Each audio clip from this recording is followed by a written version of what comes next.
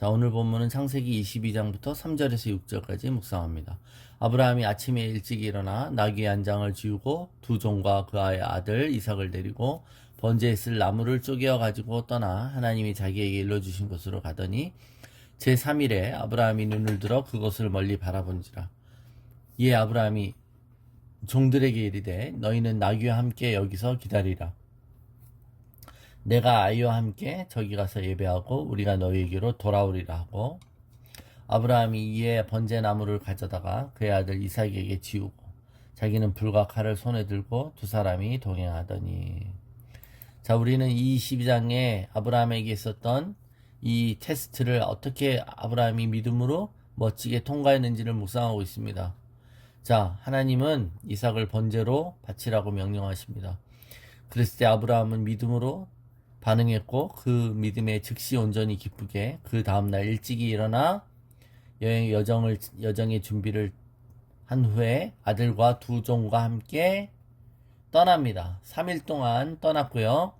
3일이 돼서 이제 후에 목적지에 가까이 왔을 때 그는 종들을 떠나보냅니다. 그죠? 예. 자, 종들을 떠나보낸 이유를 보면 나중에 종들이 있으면 아버지가 아들을 잡으려고 할 때 이 종들이 막을 수도 있었겠죠? 예. 그런데 그것보다 더 중요한 이유는 이 테스트는 결국 자기의 테스트죠. 예, 여기에 다른 사람들의 요소를 미리 배제하는 것입니다. 이 문제는 자신의 문제라는 것을 아는 거예요. 이것은 자신의 책임과 자신의 순종에 대한 문제라는 걸 아는 것이죠. 이것을 괜히 다른 사람에 대해서 나누지 않는 것이에요. 우리가 어떤 이슈가 하나님이 나에게 주시는 부담감이라면 그 부담감을 나누는 것, 다른 사람에게 나누는 것도 좀 조심스러워야 될 필요가 있어요. 그죠? 예, 그럴 때는 하나님이 나누라고 하시는지를 물어봐야 되죠. 나눌 때 그건 그 사람에게 그 부담감을 주는 것이지 않습니까? 아브라함은 여기에 대한 분명한 이해가 있었어요. 이것은 자기의 문제라는 걸 알고 있었죠. 그리고 또 그는 분명히 하나님을 신뢰했어요. 하나님이 어떤 분이신지 아는 거죠. 그래서 우리는 항상 하나님이 좋으신 분이심을, 하나님이 사랑이심을 우리는 알고 있어야 돼요. 자신이 해야 할 일의 모든 결과는 오직 주님 손에 맡겼고 또 당장 일어나 말씀하신 곳을 향해 앞으로 나아갈 수 있는 것. 예, 이것은 바로 하나님을 신뢰하기 때문에 그렇습니다. 그렇죠? 내가 다 이해하지 못해도 하나님을 신뢰하기 때문에 그래요. 내가 이해하지 못했어요. 왜 그러시는지, 또 이것이 어떤 식으로 갈지 몰라요. 그러면서도 신뢰하는 모습은 뭐죠? 하나님의 뜻에 순종하면서도 질문하지 않는 것입니다. 예. 아브라함은 어떤 대가를 치러야 되는지 전혀 묻지 않습니다. 질문하지 않아요. 왜 이거를 그렇게 해야 되는지 묻지 않고 있습니다. 자신이 이 시험의 모든 의도와 앞으로 어떻게 전개될지를 이해하지 않고 있잖아요. 그럼에도 불구하고 그는 질문하지 않고 계속 진행하고 있습니다. 아브라함은 말없이 높은 산등성을 오르기 시작했습니다. 그 과정이 여러분 3일 동안 가는 아브라함의 마음이 어땠을까요, 여러분? 한 발걸음 한 발걸음 얼마나 떨렸겠습니까? 온갖 생각이 다 있었겠죠? 예.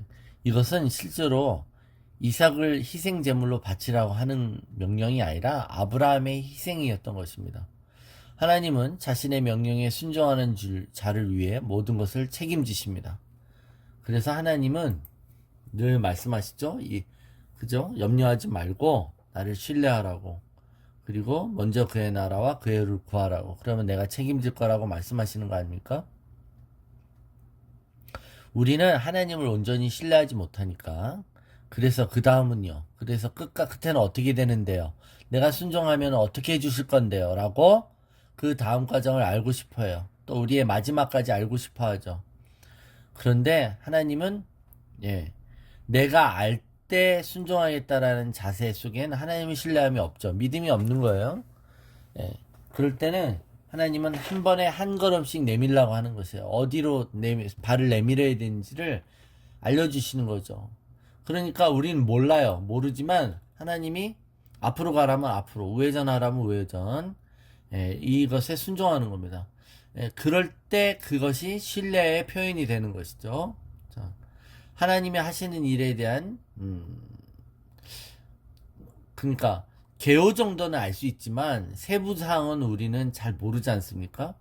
항상 하나님은 그래요.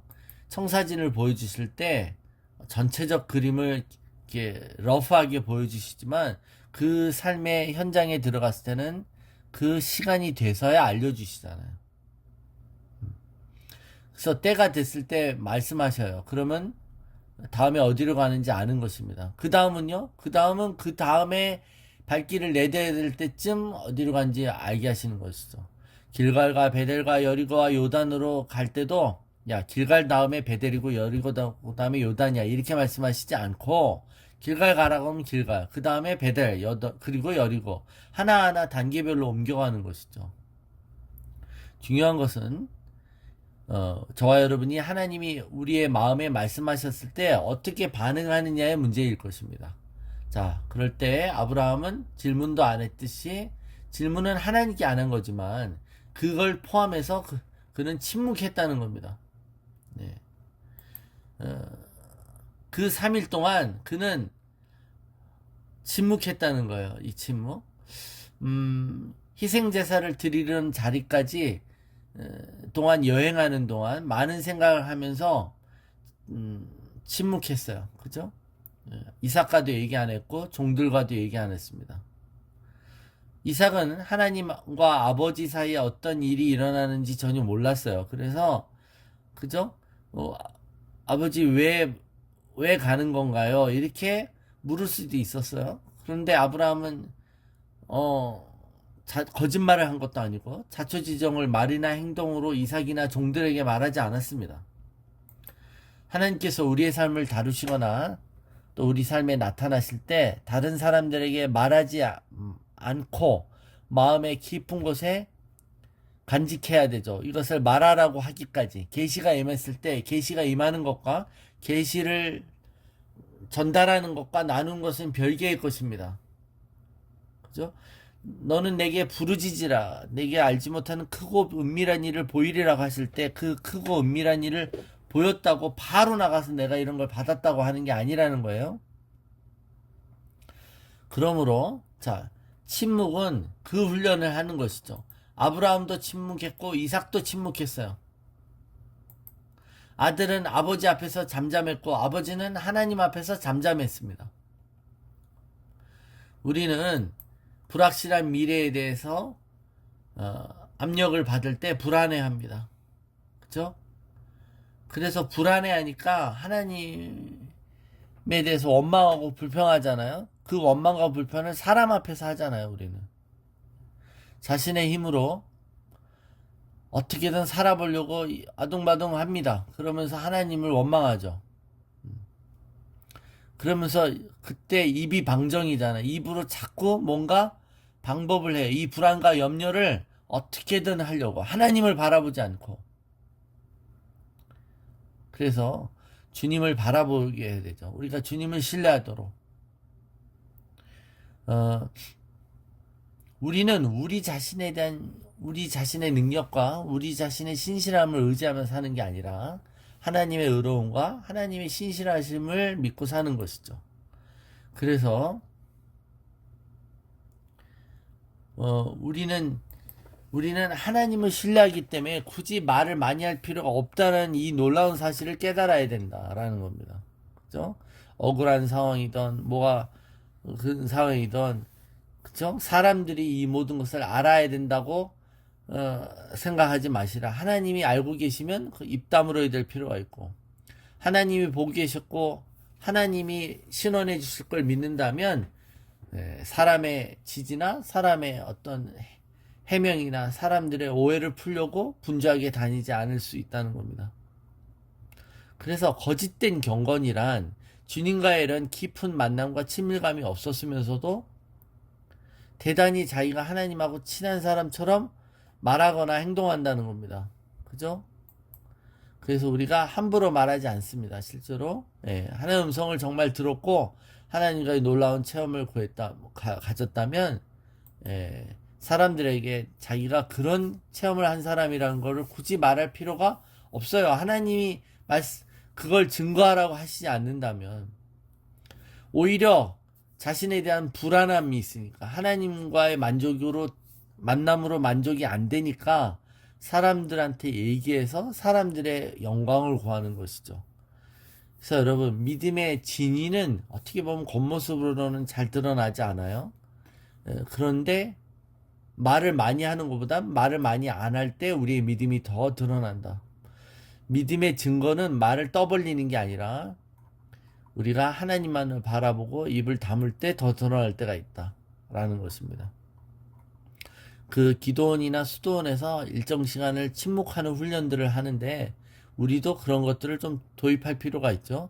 하루에 정해진 몇 시간은 입을 다물고 있을 필요가 있습니다. 입을 다문다고 뭐 가만히 입만 다물고 있고 내 눈으로 내가 뭐 유튜브를 보거나 뭐 TV를 보거나 이런 말이 아닌 것이죠. 예. 그래서 들어오고 나가는 모든 것들을 잠잠케 하면서 우리의 마음이 고요하게 하나님께 집중하는 그런 시간을 가지라는 얘기입니다. 그렇지 않으면 우리가 하나의 음성을 하나의 음성처럼 분별하지 못할 거예요. 그리고는 사람들과 계속 떠들고 사람들을 의지하면서 돌아다니겠죠.